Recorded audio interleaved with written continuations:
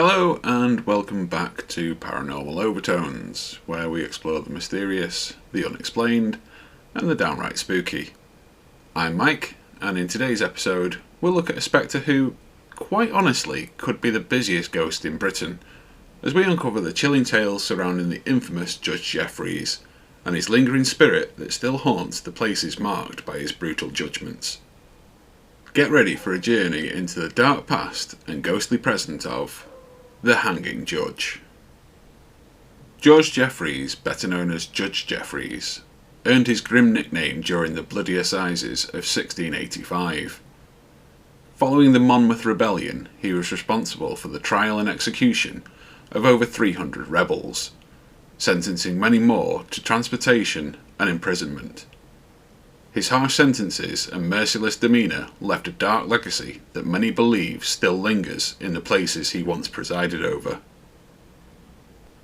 Born in 1645 in Acton, Denbighshire, George Jeffreys studied law at Westminster School and Trinity College, Cambridge. He quickly rose through the legal ranks, becoming the Recorder of London by 1678 and Chief Justice of the King's Bench in 1683. His career, however, is most notoriously marked by his role in the bloody assizes, where he exhibited a ruthless efficiency in dispensing justice, or rather, what he deemed as justice. Known for his brutal methods, Jeffreys became a symbol of tyranny and cruelty. He died in 1689 while imprisoned in the Tower of London, but his spirit is said to have never found peace. Our focus today will be on the most haunted locations associated with Judge Jeffreys: Taunton Castle in Somerset, Dorchester's Shire Hall, the Skirrid Inn near Abergavenny in Monmouthshire, and Lidford Castle in Devon. Being honest, this isn't an exhaustive list of hauntings attributed to Judge Jeffreys, but I think it'll do for now. So let's begin with Taunton Castle. The castle, an imposing structure with a history dating back to the Anglo-Saxon period, became a courtroom for the bloody assizes. The castle's atmosphere is heavy with the echoes of despair and anguish from those sentenced by Jeffreys. Many visitors have reported feeling a heavy, oppressive atmosphere in the courtroom, as if the air itself remembers the weight of the judge's harsh sentences. Some have even claimed to hear ghostly whispers and cries echoing through the halls. Remnants of the past trapped in time. The eerie feeling intensifies in the castle's dungeons, where prisoners awaited their fate. Cold drafts, inexplicable chills, and the sense of being watched are common experiences reported by visitors. Ghost hunters have recorded strange electromagnetic readings and unidentifiable sounds during their investigations. The next stop on our haunted whistle-stop tour is Dorchester's Shire Hall, another location where Jeffreys conducted the bloody assizes. The hall, now a museum, has preserved much of its historic character, including the courtroom where Jeffreys delivered his fearsome judgments. Visitors have reported hearing the sound of a gavel banging and muffled voices coming from the courtroom. The presence of Jeffreys himself has also been reported, his spectral form appearing in the courtroom, forever tied to the scene of his infamous trials. Additionally, paranormal investigators captured a photograph in the museum in 2010 that they believe shows the ghostly figure of the judge stalking the corridors of the museum. Visitors have reported seeing a spectral figure and hearing disembodied footsteps in the museum's hallways. In addition to the courtroom and museum, the Oak Room, part of the Antelope Walk, is said to be haunted by Judge Jeffreys. The Oak Room was connected to a secret passage used by Jeffreys during the bloody assizes. His ghost is said to haunt the courtyard of the Antelope Walk, where many visitors have reported seeing a shadowy figure. The atmosphere is described as heavy and foreboding, particularly at night. The Judge Jeffreys restaurant on High West Street adds another layer to our haunting tale. This site, where Jeffreys lodged, is steeped in dark history. His ghostly presence is often felt, adding to the eerie atmosphere of the location.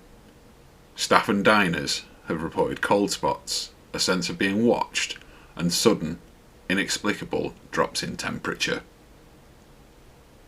Our final stop in Dorchester is the area around Ison Way and High East Street, formerly the site of the old prison where Jeffreys condemned began their journey to the gallows. It's another hotspot for ghostly activity. Locals have reported hearing the spectral sounds of horses dragging prisoners to their execution, and the chilling sounds are often accompanied by an overwhelming sense of dread and the feeling of being watched. Next up, we travel to Wapping in London. Firstly, to the Prospect of Whitby pub. Jeffreys was known to frequent this establishment before attending executions at the nearby Wapping gallows. Some believe that his spirit still visits, given his association with the location before his demise. Secondly, and continuing our ghostly pub crawl in Wapping, we arrive at the Town of Ramsgate pub, formerly the Red Cow. This pub is where Jeffreys was captured while attempting to flee following the so-called Glorious Revolution, following the overthrowing of James II in favour of William of Orange, where James had fled to Paris. Jeffreys had a similar thought to his now deposed king, and was supposedly aboard a collier bound for Hamburg, disguised as a sailor, when an unquenchable thirst struck. Jeffreys disembarked and headed to the Red Cow. Halfway down his drink, he was recognised. Fortunately for Jeffreys, the army rescued him before any real harm could come to him. Unfortunately for Jeffreys, he was sent to the Tower of London, where he would die a few months later.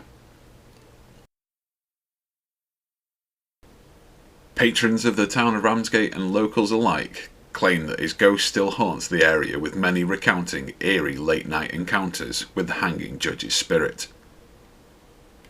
Lastly, we arrive at our final destination, the Skirrid Inn in Monmouthshire. Nestled on the outskirts of the Banai Brycheiniog National Park, it's one of the oldest pubs in the country, dating back over 900 years.